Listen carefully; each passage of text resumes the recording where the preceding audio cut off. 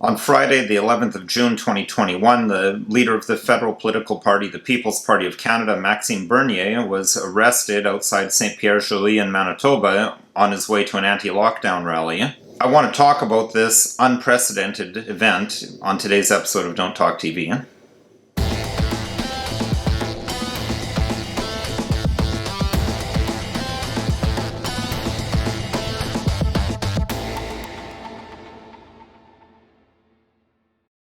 Hello, my name is Nicholas Wansbutter. I'm a criminal defense lawyer in Stratford, Ontario, Canada, and welcome to Don't Talk TV. I'm having yet another incredibly busy week.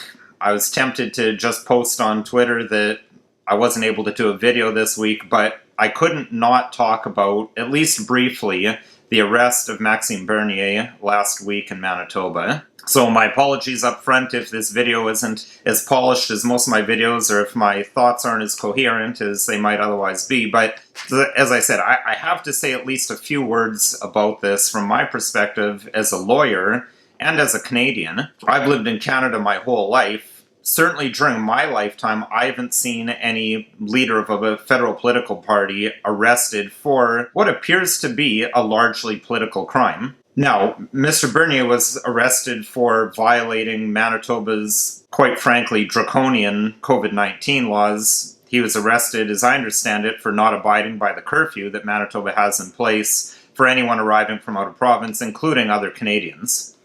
Now, setting aside the right that all Canadians have to freedom of assembly and to movement within their own country, I want to focus on the political persecution aspect of this. Now, that may sound a little bit extreme, and certainly many would argue, well, no, Mr. Bernier was arrested for not following health orders. This doesn't have anything to do with politics. But in my view, it becomes political because of the unequal and selective enforcement of these health orders and COVID-19 laws. People who attend anti-lockdown rallies and the people who promote these rallies, including Mr. Bernier, other politicians like Derek Sloan and Randy Hillier, they will get tickets for attending a rally.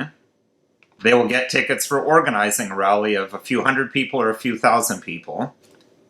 However, when there's other very large gatherings, but with a more acceptable political purpose, there's no charges. Or there's just totally different messages being sent at different levels. For example, Mr. Bernier is presented by mainstream media as a rebel, as a bad person for speaking out against the lockdowns at an anti-lockdown rally in Manitoba. But at the same time Mr. Bernier was being arrested, leaders of the G7 countries had just partaken of international travel, which we're all being told we shouldn't be doing, are then gathering in a location maskless, without social distancing, touching each other, at least when they think the cameras aren't rolling.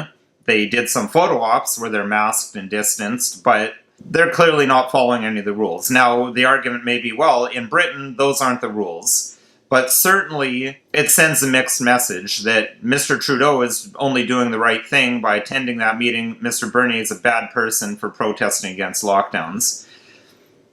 A little bit earlier in the week leading up to Mr. Bernier's arrest, there was a funeral vigil in London, Ontario, where over 10,000 people attended in honor of 4 people who'd been apparently murdered. I say apparently because as a criminal defense lawyer, I believe in innocence until proven guilty, and I haven't seen any of the evidence. I've seen what the mainstream media has reported, but at this point, they're allegations. But in any event, it was horrific. 4 people died. A young child was left an orphan. It's a clearly traumatic situation, but the fact that an exception is given to such a large gathering with such a large number of people packed together, again, this is very selective enforcement, and it suggests that this is not about a virus anymore.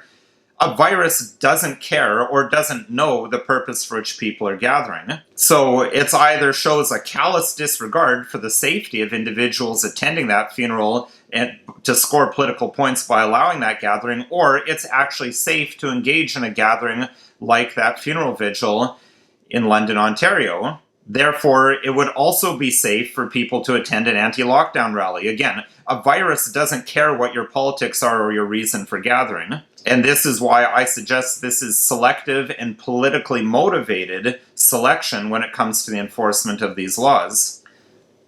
Arguably, it's not political when people are honoring the victims of a horrific crime. But look at the Black Lives Matter rallies. That, although is in connection with the death of George Floyd, it's still a very clearly political movement. And that was very early in the pandemic, and Justin Trudeau received only praise for attending large gatherings. Again, no enforcement there when the political message is one that's acceptable, but when the political message is unacceptable, now we have enforcement and individuals being arrested. It should not matter one iota where you fall on the lockdown issue, whether you're in favor or against. It shouldn't matter what Maxime Bernier's politics are. All Canadians, in my view, should be highly concerned when laws are being selectively enforced in a way to crack down on individuals with certain views. And that's why, as a lawyer, I said I couldn't not make a video on this. I have to talk about this. This is so unprecedented and so dangerous. And it's something that everyone should be concerned about. We need to fight against in whatever way we can. The lawyers of the Justice Center for Constitutional Freedoms will be lodging arguments and defending Mr. Bernier and others. As individuals, we can raise these concerns to our elected members of Parliament. I'm sure there's a number of other things that can be done, but at minimum, you should be aware of what's going on and be concerned. So those are all the thoughts that I have time for right now. I'm sure I may have more later.